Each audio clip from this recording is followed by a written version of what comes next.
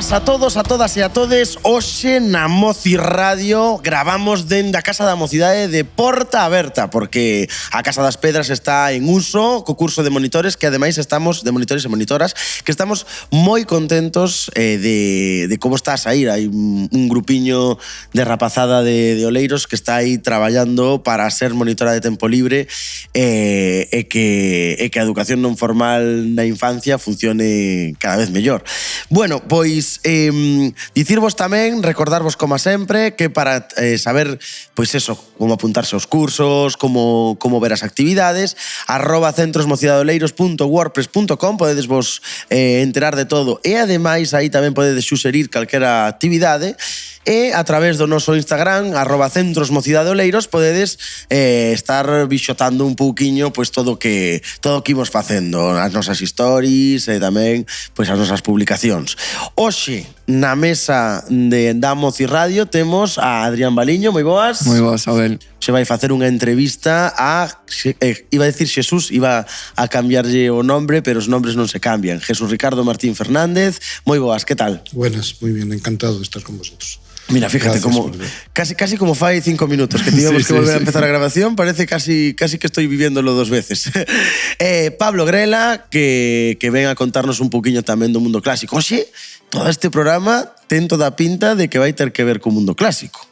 Conseguimos, ao final, Ao final conseguíchelo, Estás levando a Moci Radio esta parte de aquí, toda ao teu sector. A ver canto dura. E xa falamos outro día con Domenech para que veña a seguinte. Así que... sí, xa, a verdad que falamos nunha comida e xa dixo que... Porque eu non o conseguí.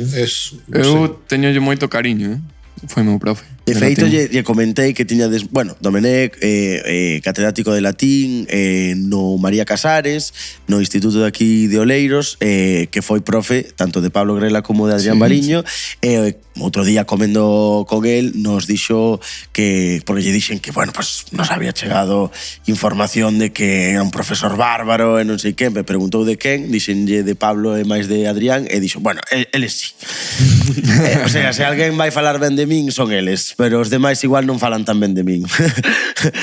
Bueno, pois hoxe estamos toda a audiencia, os centos de miles de persoas que nos escoitan, máis ou menos. Sobre todo en YouTube. Sobre todo en YouTube, que son eses... Está a nai de Adrián, eu, que o vello 3 veces a semana. Máis ou menos. E despois Nacho, que o ten que revisar, supongo. Miña nai non falla, Tua nai non falla. Eso témolo clarísimo, Pois hoxe estarán todos esperando saber por que Jesús Ricardo Martín está hoxe connosco. Así que, sen máis, imos dar paso á parte da entrevista de Adrián Baliño. Parécete, Adrián? Sí. Pois, Nacho, imoslle dar paso á entrevista de Adrián Baliño.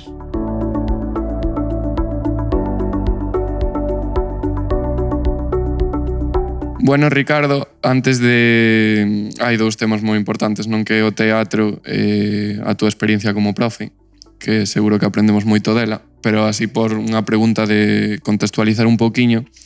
Ti, cando eras neno, que querías... Sí, que querías ser? Bueno, antes de nada, neste programa igual non nos dimos conta, porque como intentamos gravar outro, hubo un problema técnico, non o presentamos, pero bueno, claro, catedrático de latín... Medalla de honor de o rei Alfonso X Sabio, director de teatro, traduciu numerosas... Unha persoa con moita experiencia e da que seguro aprendemos un mundo. Máis de 30 anos na ensinanza... Así que, bueno... Además, Pablo, ti que... Una pequeña corrección mínima.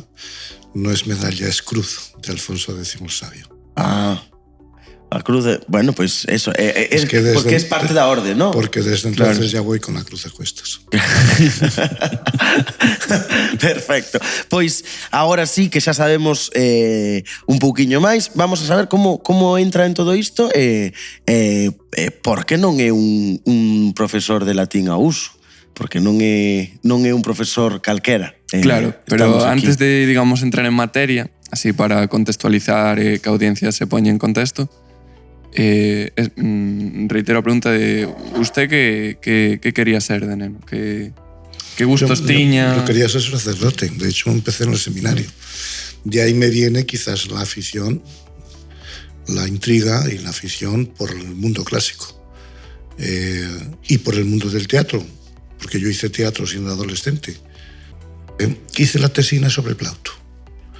Entonces probablemente ahí sea el punto de convergencia del mundo clásico y del teatro, por haber hecho la tesina sobre Plauto. Siempre me quedó, cuando hice la tesina, que está publicada en Salamanca, me quedó la intriga de si hoy, estamos hablando de 1975, hoy sería representable Plauto.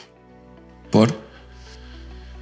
Pues porque me pareció que eran unas obras de una inmensa comicidad, de una tremenda comicidad, en muchos casos de una tremenda actualidad, pero que, claro, eran obras que puestas ad pedem literae ocuparían 2 horas y media o 3 horas. De hecho, he visto en alguna representación de esa duración, con una serie de detalles, de alusiones mitológicas, etcétera, etcétera, incomprensibles para el mundo de hoy.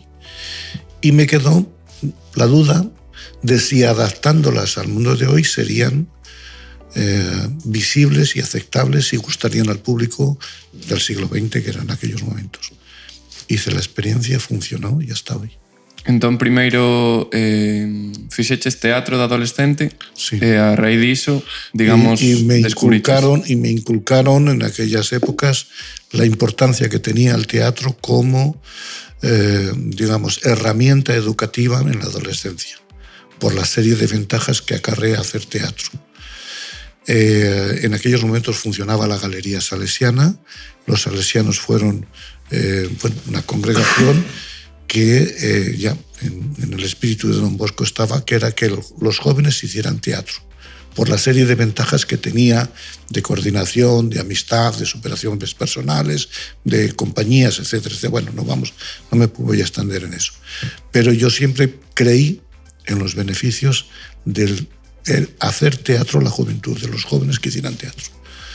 A ti a nivel persoal, supoño que é difícil porque levas moitos anos facendo, pero se tiveras que quedarte cunha lección que aprenderas do teatro, cal sería? Hombre, a mí me han enseñado mucho los jóvenes la capacidad de superación, de entrega, de compromiso, etcétera, etcétera, que durante 40 años ya casi prácticamente he vivido y sigo viviendo, de cómo la gente se esmera por quedar bien, por reforzar el compañerismo, es decir, son muchas las bondades del teatro. El teatro, digamos, amateur, el teatro escolar, el teatro de adolescentes. Claro, tanto era... Incluso desde niño.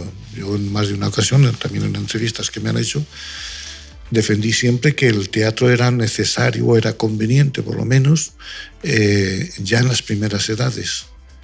El niño aprende jugando, y al niño ahora una de las, uno de los descubrimientos pedagógicos es que el niño ahora tiene que divertirse, tiene que pasarlo bien, no hay que traumatizarlo, etcétera, etcétera. Y todo ese tipo de cosas se conseguían con el teatro a nivel de alevines, a nivel de infantiles. Tanto crees que era moi productivo para a educación dun neno facer teatro que loitaches por poñela como asignatura sí, bueno, eso vino optativa. Digamos, eso vino derivado de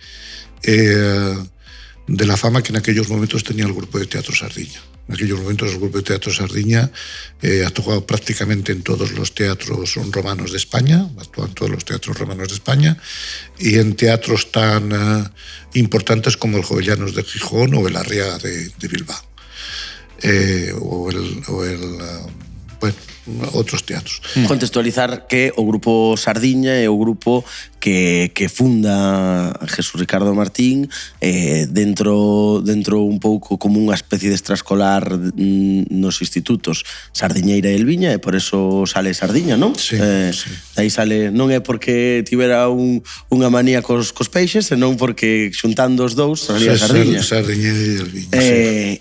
E comeza esa andaina e por iso fala de que pues, tiña un renombre Sardiña. Digo, claro. para para que os ouvintes non neste momento non digan, vale, que ten que ver Sardiña aquí, pues o grupo de teatro do que Ricardo é fundador. Entonces la Consellería concede, o sea, lo pedimos, porque una de las novedades que había en las enseñanzas técnico-profesionales eran optativas y se podían, el alumnado tenía opción de cursar pues o cocina o en este caso teatro, que fue lo que concedieron en el Viña, y durante 5 o 6 años estuvo dando EATP Teatro. Algo inaudito, non?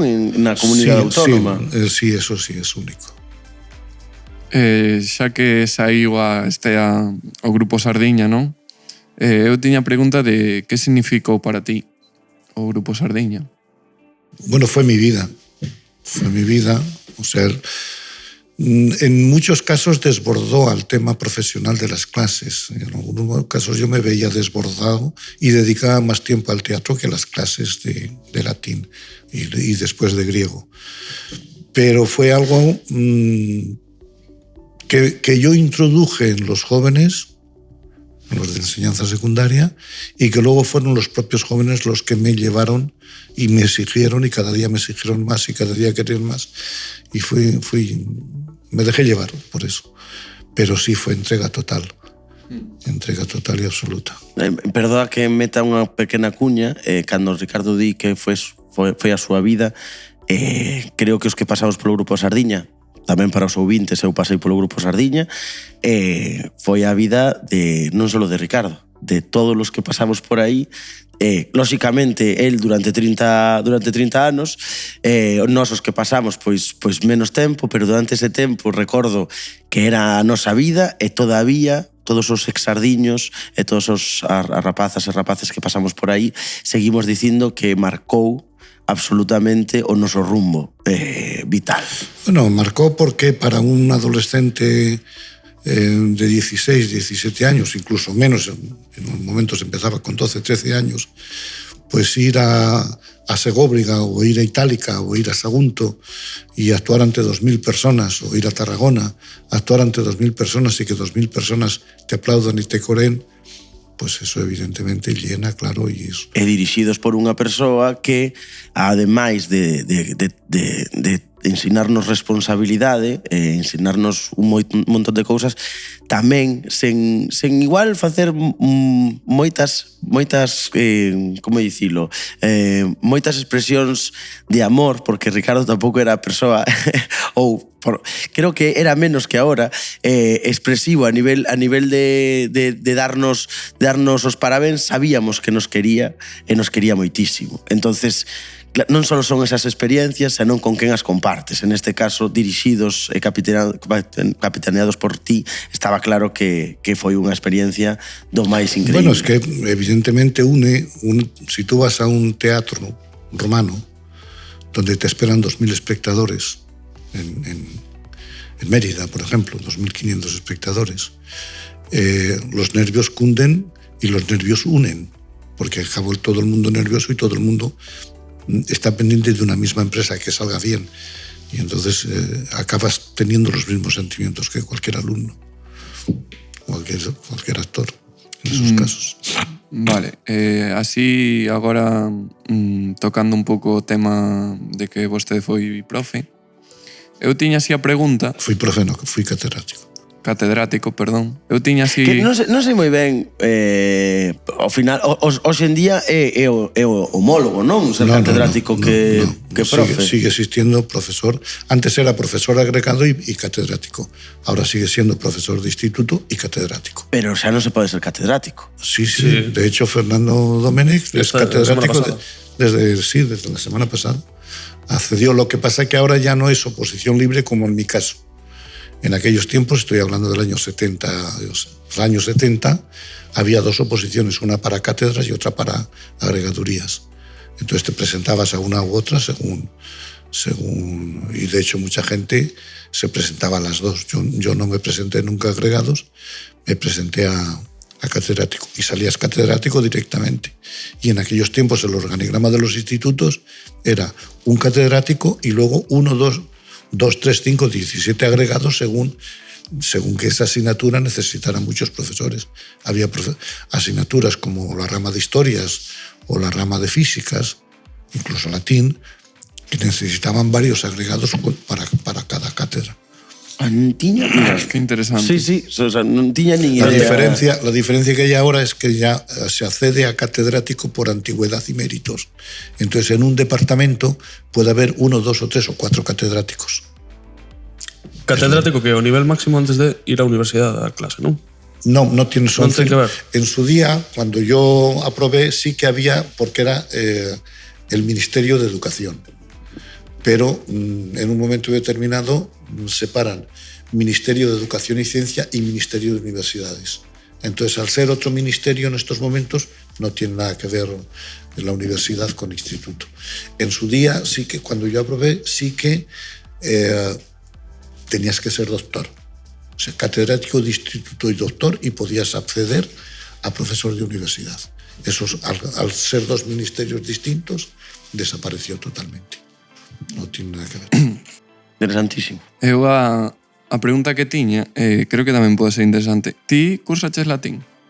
Non, mira, eu non, o sea, sei que Ricardo estivo nas miñas avaliacións, foi parte do bueno, pues da mesa, como se chaman cando se fan as avaliacións do claustro, non? Junta de evaluación. Junta de evaluación porque daba clase nos nosos cursos, pero eu non fixen, eu pedín cultura clásica, pero non se cubriu o mínimo e nunca cheguei a ter clase contigo. É unha espina que teño aí de... O mellor non, porque o mellor todas estas cousas que teño boas de Ricardo, igual sendo o meu profesor, pois canse, o sea que... Cambia totalmente.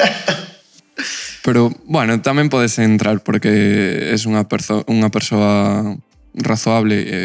Eu, empezando por Ricardo, tiña pregunta de que opinión tes da xente que infravalora que este o latín, por exemplo, latín, grego, cultura clásica, na ensinanza.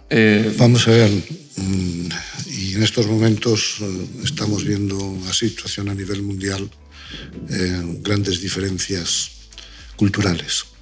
Nosotros somos grecolatinos. Nosotros tenemos detrás una historia de 3.000 años. Y esa historia no es que los romanos o los griegos nos transmitieron una mentalidad, nos transmitieron una filosofía, nos transmitieron una política, nos transmitieron una serie de valores. Y eso es nuestra historia, es nuestro ADN. El que desaparezca eso es hacer desaparecer nuestro ADN personal, cultural, social, etcétera, etcétera. Entonces, restringiéndolo ahora los manifiestos estos de esos clásicas. El otro día hablaban, el manifiesto que hizo Domènech, entre otras cosas, es que el lenguaje científico-técnico es todo grecolatino. Es que un médico tiene una nomenclatura, el 80% grecolatino. Un ingeniero tiene el 80% grecolatino. Un informático, aunque nos ha llegado a través del inglés, pero son léxicos grecolatinos. El inglés, por ejemplo, todo el lenguaje técnico inglés es latino, grecolatino. Entonces, el eliminar la enseñanza del latino, del griego, de la enseñanza secundaria, es, por un lado, negarle a la juventud, a los jóvenes, a los adolescentes, negarle el acceso a una cultura, y segundo, es negar nuestra propia herencia, es renegar de nuestros abuelos. Ademais, bueno, dende aquí, dende a Moci Radio, o noso apoio incondicional a campañas SOS Clásicas, que está movéndose agora neste momento moito. O que di Ricardo, o sea, esta tamén é a miña opinión, pero que por esa mesma regla de tres non damos historia tampouco, nin damos historia do arte, nin damos historia de España, nin damos raíces cadradas, e total o fai unha calculadora. Quero dicir, por que teño que saber facer se teño un botón para facelo, non? Pois creo que ao final estamos nese misma... Pero está totalmente demostrado que la capacidad intelectual de cualquier persona, de la inmensa mayoría de los habitantes que estamos en el planeta, tenemos una capacidad intelectual muy inferior a la de Platón o a la de Aristóteles. Es decir, que las máquinas, cuanto más nos ayudan, cuanto más nos ayudan a mejorar las cosas, más nos empobrecen desde el punto de vista intelectual. Vostede se adaptouse ben. Sí, vamos a ver. Ahora que antes de que empezáramos en el directo, creo que Abel dijo, bueno, nos facemos a entrevista, falamos en galego porque a consigna do Concello é falar en galego. Bueno, a normalización lingüística a nivel da Xunta, sí. Ti podes falar en castelán, como queiras. Pues mal empezamos. Es que tanto vosotros como yo estamos hablando latín. Punto. El gallego desciende del latín y el castellano desciende del latín. Por tanto, lo que estamos hablando en estos momentos es un latín evolucionado. Los de física tienen clarísimo que la materia ni se crea ni se destruye, se transforma. Si yo ahora prendo una cerilla aquí, ceniza, humo, calor, etcétera, etcétera, uno de física te dice que ha habido una transformación de la materia. Las lenguas no nacen ni mueren, evolucionan. A lo mejor después, en el otro tema, hablamos de eso. Se transforman, evolucionan.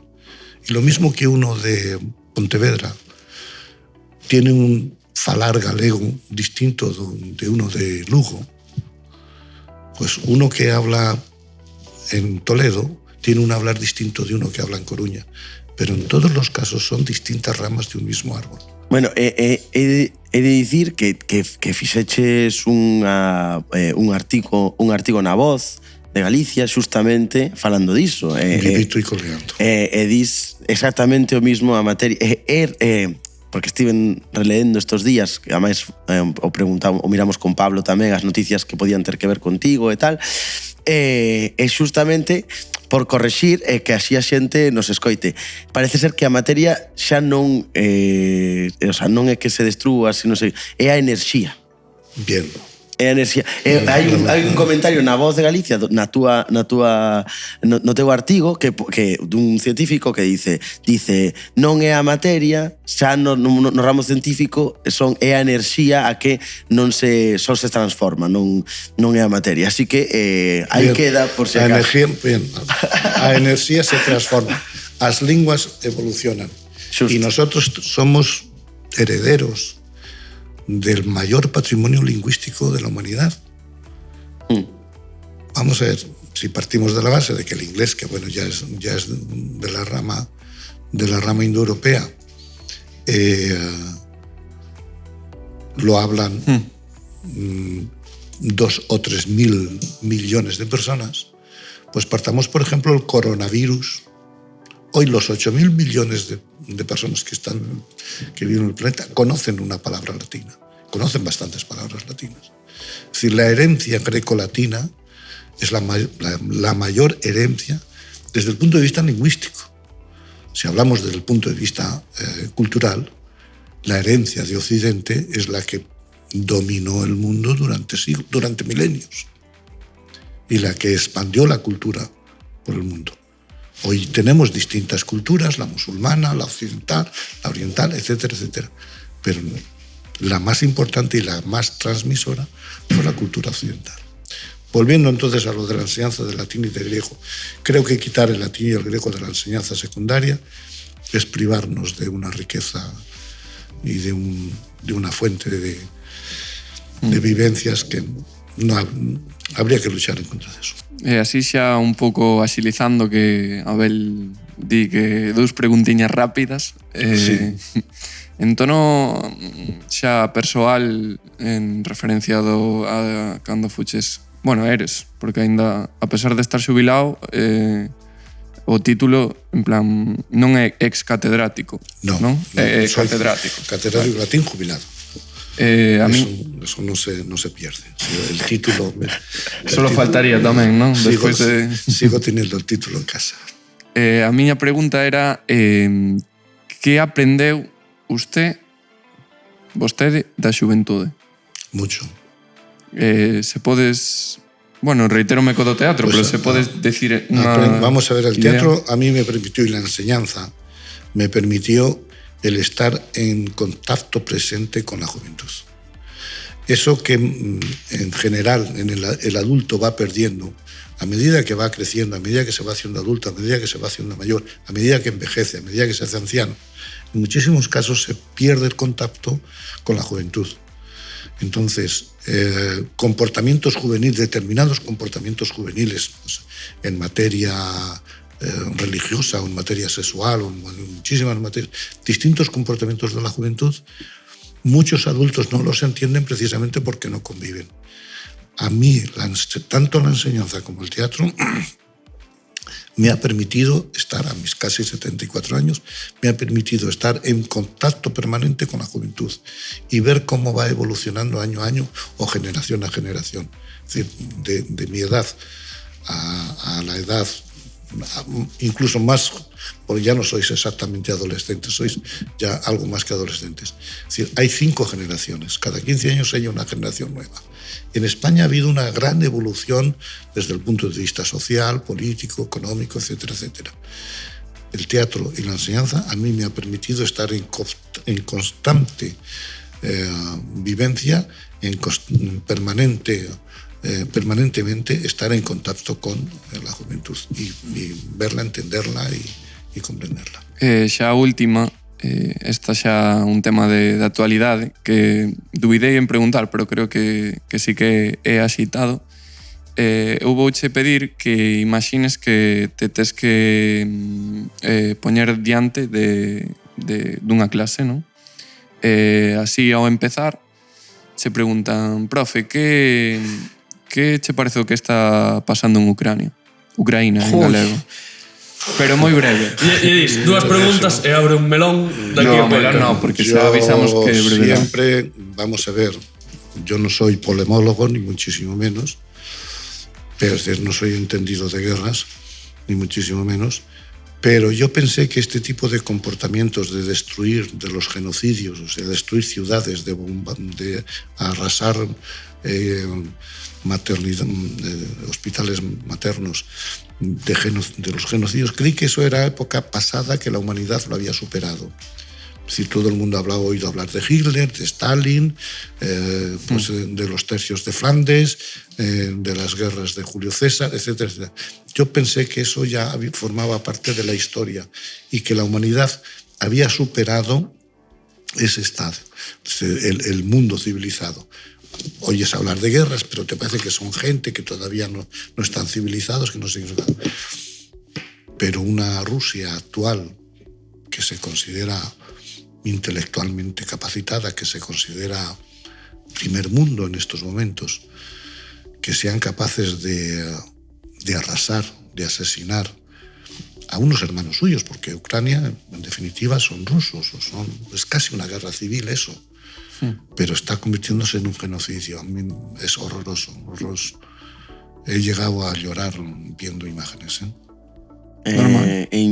Esto creo que nos deixa ese argumento tamén de que temos que coñecer a historia, xa sexa a través da etimoloxía das palabras, de todo, pero para entender o que está pasando hoxe é importante saber o que pasou onte, porque senón non se vai comprender, non? E o que di Ricardo neste caso de que eu pensaba que isto era pasado, non? É presente, o sabes porque sabes o que pasou no pasado.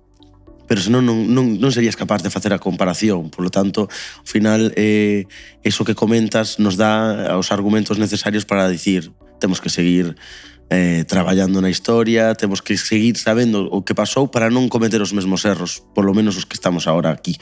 Ainda que os cometamos igual. El presidente Zelensky, hablando al Parlamento Europeo, dijo una frase que pasó desapercibida para mucha gente. Pero, Dios mío, qué triste. Estamos luchando por la libertad que vosotros tenéis.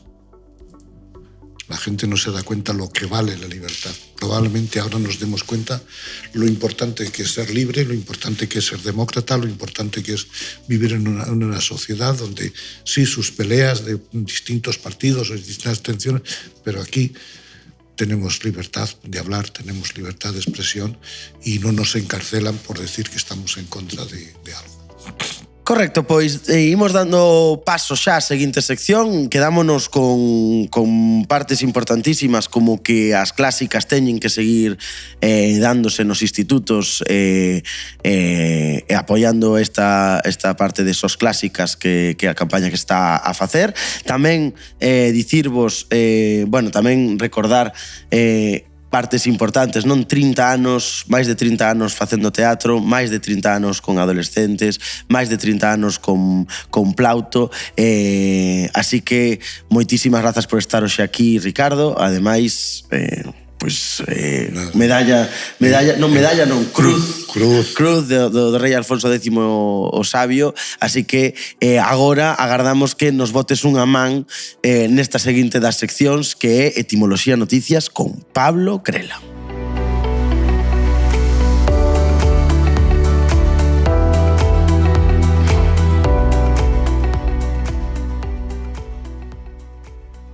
Bueno, pues xa che comentei un pouco como iba a sección, pero bueno, repetir como sempre.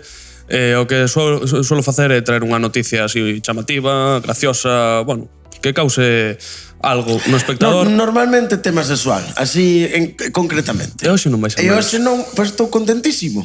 Non. Estou contentísimo por eso. Por qué? Porque non vai haber sexo. Ah, sí. Pero unha pildoriña só. É que ao final é que yo me veo en el paro. Entonces, Vos vou comentar xa o titular da noticia directamente e falamos un pouco.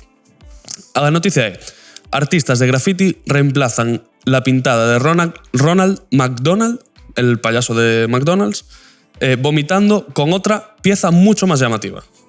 Esto fue en Teesside, en Newcastle, en Reino Unido.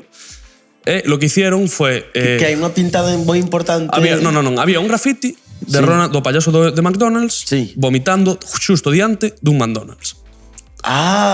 Toma ya. O que fixo, bueno, o ayuntamiento, non sei como se organizan ali os povos, foi borrala e a semana seguinte apareceu outra pintada moito máis chamativa do payaso de McDonald's. Neste caso, con unha forte evacuación. Unha forte evacuación. Cagando, supoño. Correcto. Vale, ben. Por ser fino. Vale. É o que xa, bueno... Defecación. Xa non vamos... Correcto. Non vamos a comentar nada desta noticia, xa paso directamente a parte etimolóxica. Ricardo, se me queres corregir, adiante. Se me equivoco en algo ou se queres aportar calquera cousa. Graffiti. A palabra graffiti, de onde ven graffiti? Que ademais é unha palabra moi inglesa, non? Me parece moi anglo... O sea, non é anglo... O parece. Parece anglosajona un pouco. Xa sei que non, porque vendrá de grafo, non? Claro. Por favor, es griega, viene de raíz griega de grafos, de grafía, hay toda pero una eso herencia. no se usa en todo el mundo, graffiti.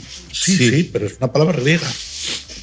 Vale, eso era o que... El origen es griego. Pero empezouse a utilizar máis fora que dentro, non? O que pasa é que igual...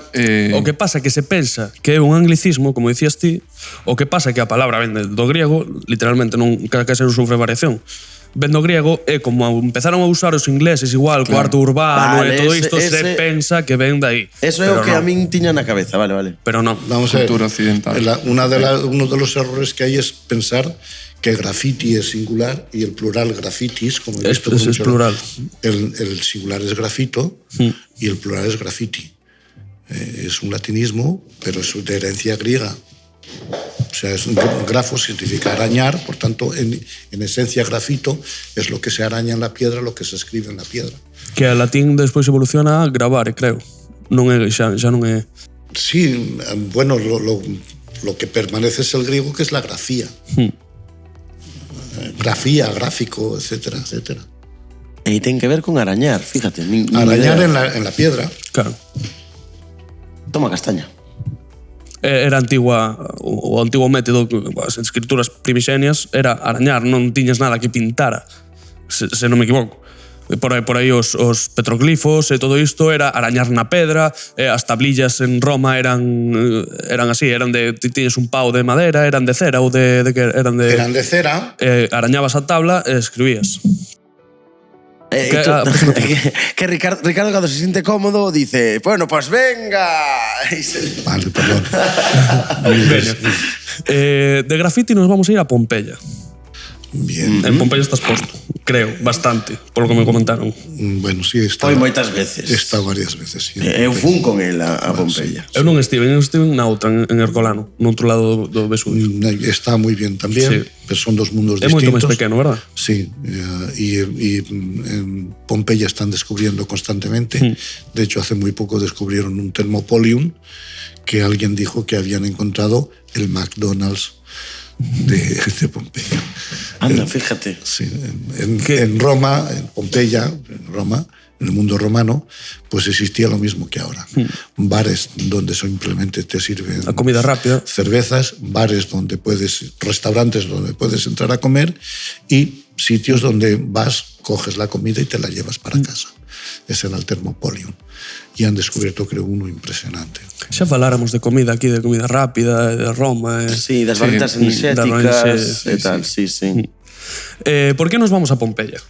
Pues, grazas a que o Vesubio estoupou no ano 79, quedaron sepultadas e podemos coñecer a día de hoxe, despois das excavacións, como era realmente a vida en Roma, porque estaban moi ben conservadas debaixo da lava. Entón, que relación hai entre grafitis e Pompeya? Básicamente que en Pompeya, bueno, en Roma en xeral, xa se facían grafitis. Xa ben o término de grafiti como coñecemos hoxe en día dunha pintada nunha parede. E había infinidade deles, se descubriron non sei se máis de 10.000 só en Pompeya, e de infinidade de temas, eu que sei, de amor, anuncios, deudas, eu que sei, mira, por exemplo, Publius Comicius Restitutus estuvo justo aquí con su hermano. Eso era unha pintada de día de hoxe típica dun baño dun bar. Sí. Pois xa estaba en Pompeya nunha parede. Totalmente. Sí. E moitas máis que xa non quero comentar Así. porque, Sí que. porque non che gusta que comente ese tipo de cosas. Pero hai tela. Sí, lo que pasa es que, perdónate, te voy a cortar. La gente se va a lo anecdótico y se comenta lo anecdótico y en muy pocos momentos o muy pocas ocasiones se habla de la importancia lingüística Del lenguaje, correcto. que tienen esos grafitis, tanto los de Pompeya como los de Roma, con todo eso. ¿Por qué tienen una importancia básica para el estudio de la lengua?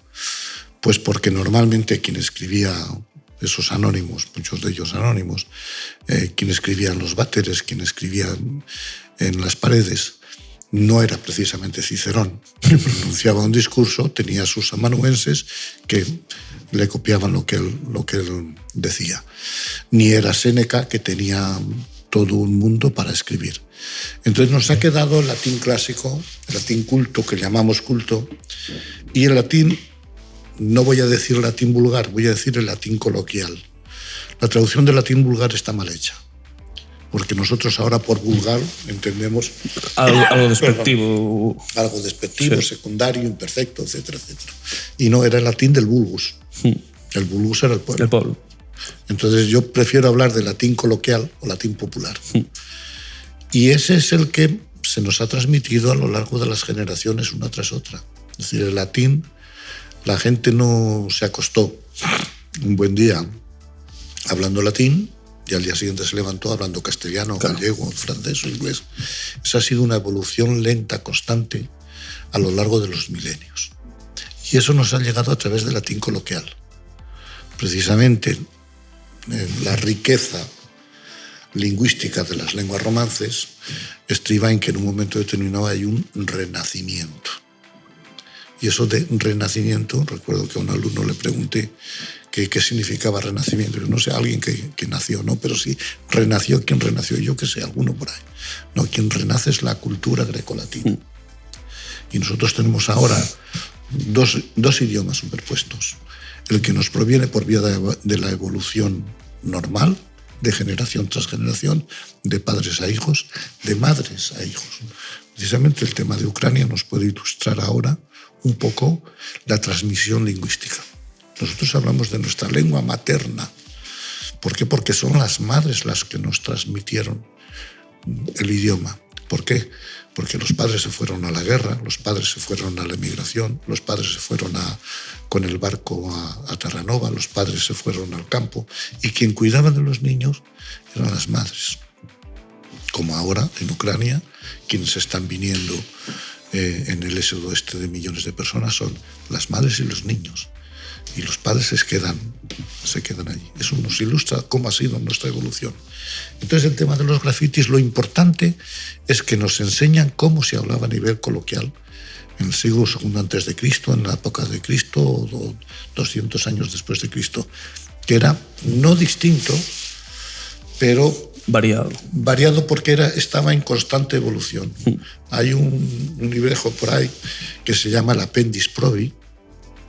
Es un apéndice de un señor Probo, en un momento determinado, en el siglo II, ve que la gente va hablando de forma distinta, entonces hace una especie de diccionario y dice apícula, non avicla, aurícula, non auricla, tal, etcétera. Es decir, dígase esto que es lo correcto. ¿Por qué? Porque había ido ya evolucionando. Entonces, en los grafitis de Pompeya, siglo I, finales del siglo I de nuestra época, vemos que ya hay unas evoluciones lingüísticas que no los percibimos a través del latín escrito y que se perciben a través de los grafitis. Es lo mismo que si ahora vais a un bar de carreteras y veis lo que la gente dice, fulano y tal, y teléfono si quieres entrar en contacto. Y, pues, por ejemplo, la comida es buena. La comida en este restaurante es buena. Y escribe buena con V. Y yo, pues, estuve con fulanita y se portó muy bien conmigo. O me hizo muy bien tal cosa, y escribe el bien con V. Dentro de 2000 años esa puerta, por alguna circunstancia, esperemos que no sea por un Vesubio como en Pompeya, dentro de 2000 años alguien lo ve y dice, pues en español o en gallego, hace 2000 años, la B y la V tenían la misma pronunciación. ¿Por qué? Porque el señor que no tiene cultura escribe con B o con V cualquiera de las dos. Sí, ademais, sí que hai moitísimo linguaxe coloquial hoxe en día que ademais se traduce nas redes sociais e se traduce, porque xa non tanto nas portas, hoxe en día xa están nas redes sociais, con abreviaturas, por exemplo. O sea, compréndese absolutamente todo o que se está a escribir, non? O sea, quero dicir, que si la Q sola ya sabes que es que non é... O sea, un montón de abreviaturas que se utilizan. Pero es que no sé si eso es otro mundo, sí, pero que también va por el mismo camino, que es el camino de la evolución. Nosotros somos indoeuropeos. Y el indoeuropeo fue el que motivó la evolución. Fue el lenguaje indoeuropeo, está en constante evolución, a diferencia, por ejemplo, del árabe, que es el mismo de hace 1500 años. No hay evolución. En el indoeuropeo sí hay evolución por una razón muy sencilla, porque el indoeuropeo es el más vago de todos. Y siempre está pensando en cómo puedo hacer más con menos esfuerzo. Y eso son lo que nos ha permitido los inventos científicos. En eso estoy totalmente de acuerdo. Pero es que eso lo transmitimos al lenguaje y es el mismo efecto. ¿Cómo puedo decir lo mismo con menos palabras? Sí. Y forma parte de nuestro, vuelvo a lo mismo, forma parte de nuestro ADN cultural, que es el occidental, el greco-latino. Correcto. Bueno, a miña sección xa, co que dixo xa está, vamos, máis que acabada. Pero, se me o permitides, dúas preguntas rápidas. Sí. Unha, ti eres, traduciches moito Plauto, adaptaches e levaches a escena infinidade de ocasións. Más que traducir, que traduje también, yo no soy traductor de Plauto, yo soy adaptador. Correcto. Quero, se me podes dicir, se o tes claro, cal é a obra maestra teatral de Plauto? A que ti consideras a mellor? No. Todas tienen sus peculiaridades. Plauto parece que escribe en torno al centenar de obras. Se nos conservan íntegras 20. Dentro de esas 20 podríamos hablar de 10 mayores, 10 menores, pero dentro de esas 10 mayores cada una toca aspectos distintos. Por ejemplo, Anfitrión. Espera. porque temos pouquiño tempo, máis ao persoal. Cal é a que máis te gusta a ti? Non a que considera un catedrático de latín, experto en Plauto como a ti, senón Jesús Ricardo Martín, a súa andaina, si tes que elixir unha que a que disfrutas moitísimo, cal é? Yo creo que esa pregunta se la haces a un padre que tiene 5 hijos. Y digo 5 porque Sardiña, sabes, cinco, sí. que eran 5, ahora ya son más. Por ejemplo, Mostelaria no formaba parte de esos 5. Esas 5 las repetíamos y se hicieron durante muchísimo tiempo. No, son distintas. Plauto tiene una serie de prototipos cómicos, por ejemplo, El joven sin dinero o El viejo verde o el tal, que según unas obras hace más hincapié en esos aspectos, en unas más que en otras. A mí me gusta mucho Anfitrión, porque Anfitrión se sale un poco de todas las comedias plautinas. Anfitrión es una parodia de tragedia griega. Aparece ademais os deuses que baixan... Tiene los mismos ingredientes que cualquier tragedia griega. De forma que Anfitrión es el antihéroe. Es decir, es una parodia. Si tú pensamos, cogemos Anfitrión, todo lo que le pasa, y cogemos Edipo Rey, pues son héroes trágicos los dos. Pero claro, es un héroe trágico cómico. Es llevada a la comedia, llevada a la... Yo hablo en concreto de Anfitrión, de parodia, no de comedia. Porque parodia, todos los ingredientes están, las entradas, las salidas, el mensajero, es decir, todos los ingredientes de la tragedia están en Anfitrión. Es distinta, pero no mejor. Gemelos es la confusión, digamos, el tópico de la confusión de personajes o la confusión de palabras. En eso es maestro Gemelos. El viejo verde en Asinaria está más que decantado. Pois, dito isto, quedámonos con que a ti gustache moito Anfitrión e tamén Gemelos. Bueno, tes 5 Gemelos, Anfitrión, Miles, Asinaria, Cásina e agora Mostelaria, que tamén ten algo Miles, que... por ejemplo, es un ataque destructivo contra los abusos militares. Y a lo mejor ahora también nos venía al día. Bueno, xa estamos rematando. Gracias, Pablo, por esta sección. Pero tenías 2 preguntas, ¿no? Eran dúas. Sí. Última, Veña, rápida. Traxedia ou comedia? Como persona. Rápido, como personalmente, que prefires? Sei que, bueno, intuyo que comedia porque... Solo podes contestar con unha palabra, sí. Ricardo, que estou vendo unha subordinada. Pero vamos a ver, es que huevos fritos o no sé, o percebes. Vamos a ver, son 2 mundos totalmente distintos. Que non iba a contestar, iba a ser imposible. Que en un momento determinado confluyan a lo largo de nuestra historia, es cierto, pero el origen de la tragedia es un origen político, es un origen bélico.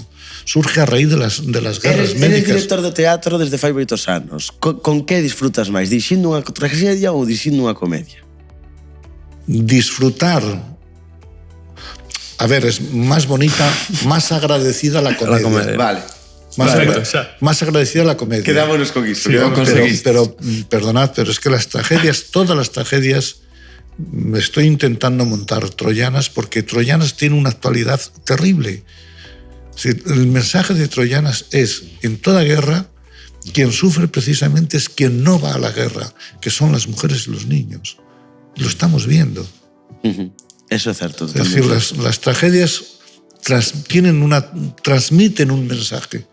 La comedia latina, la comedia plautina, no transmite mensaje ninguno. Es hacer reír por reír. El público de ayer que nos vio salió encantado riéndose y seguramente que a la media hora ya ni se acordaba de lo que había visto, porque simplemente se había reído con las tonterías, en algún caso más que otras, de los actores y las actrices. Bueno, entonces con esto damos finalizada esta primeira parte, este primeiro programa de grabación. Que ha sido, para mí ha sido una mañana encantadora, estoy disfrutando como... Antes, non te despidas, porque quero que te despidas ben. Quero rematar o programa e que te dirixas, se podes, á xuventude. A xuventude do xendía, que lle dirías á xuventude do xendía? Tengo que decirlo ya. Totalmente. Vamos a ver. Mira para a cámara e aí os tes. Entonces, tes milleiros de xoves véndote, por lo menos, porque hai un moitísimo. En estos momentos la juventud no está pasando un momento ni mejor ni peor que la juventud de hace 15, de hace 30, de hace 50 años. Pero en estos momentos la juventud tiene muchísimos resortes y muchísimas salidas. Y muchísimas posibilidades de triunfar y muchísimas posibilidades de mejorar. No ya porque hay, como el caso de Oleiros, que hay apoyos institucionales, que antes no los había, que ahora hay muchos apoyos institucionales, ahora hay muchas posibilidades, muchas alternativas profesionales. Bien es verdad que son profesiones que cada día están saliendo y cada día están muriendo, pero que hay muchísimas posibilidades de promocionarse, que la vida no es solo la discoteca, que la vida no es solo divertirse, que la vida también es trabajar, es esforzarse y es ir superándose cada día y mejorándose cada día. Como sempre, rematamos con estas palabras do invitado. Moitísimas grazas, Ricardo, por estar hoxe aquí. Grazas, Adrián, grazas, Pablo. Grazas a ti. Gracias a vosotros. Seguimos aquí na Moci Radio para sempre e por sempre. Vai quedar subida no noso YouTube, vai quedar subida tamén no noso Instagram, se somos capaces de subilo, porque estes días con Instagram non sei que nos está pasando. Así que @centrosmocidadoleiros, centrosmocidadoleiros.wordpress.com, Casa da Mocidade Porta Aberta, Casa da Mocidade das Pedras, son o voso espazo e o voso sitio. Ata sempre, nos despedimos.